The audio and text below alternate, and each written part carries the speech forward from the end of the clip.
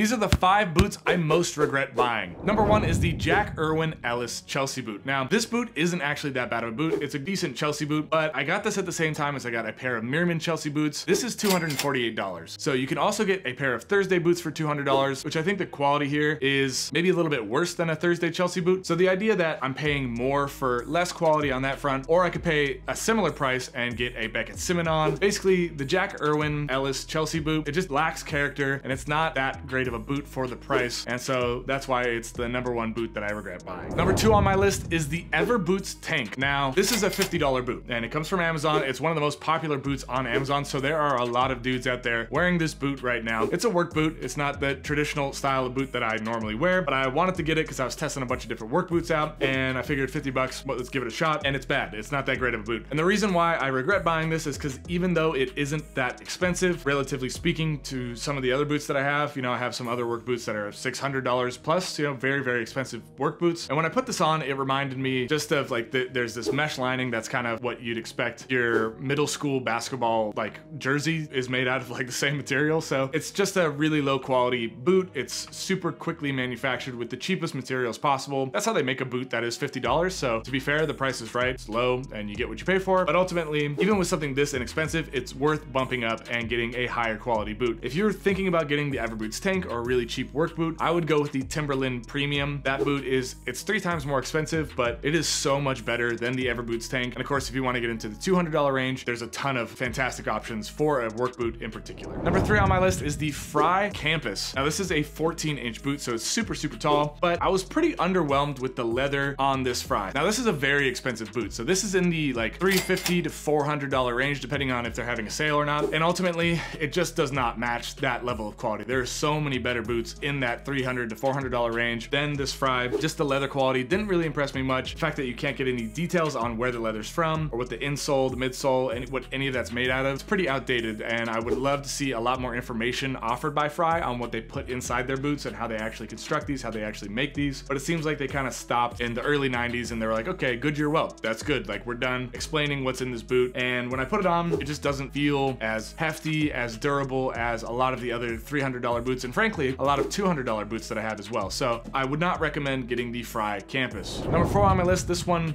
hurt me deep. It is the unmarked Archie Monkey boot, and I love this boot for its style. I think it looks really cool. It's a Goodyear welted boot. It has a built-right sole. The heel cap is super thick and sturdy, so the sole on this boot is excellent. It's a really, really great construction, great sole, but the leather is really bad, and it surprised me a lot. The leather's super thin. It's 1 millimeter thick, and I'll have to do a zoom in on this, but it got cold outside once, and the leather started getting this kind of like bubbling in it. It just ruins the way it looks. And yeah, I expected a lot more for a boot at this price point. They really pack it in the sole. The construction is great on this boot. Don't get me wrong. There are some excellent things about this boot, but the upper leather, particularly around the sides here, it just started to bubble when it was exposed to some cold weather, and I have no other boot that's ever done that. Not even my $50 Everboots did that, so that's pretty problematic. The 5th and final boot that I regret buying the most is the Blundstone 500. So this is one of the most iconic boots ever. It's one of the most popular boots ever. Every time I go outside, particularly at like a hipster coffee shop, every single person in the world is wearing this boot. I've seen it. It's true. So obviously seeing so many people wear the Blundstone 500, I was like, all right, I gotta pick it up. I gotta check it out. And it just doesn't live up to how much hype it has and how much people talk about how great this boot is. Now, there are some excellent things about the Blundstone. It is comfortable, that's for sure. It's really easy to put on, and the upper leather is pretty durable. My wife also has a pair of Blundstones, and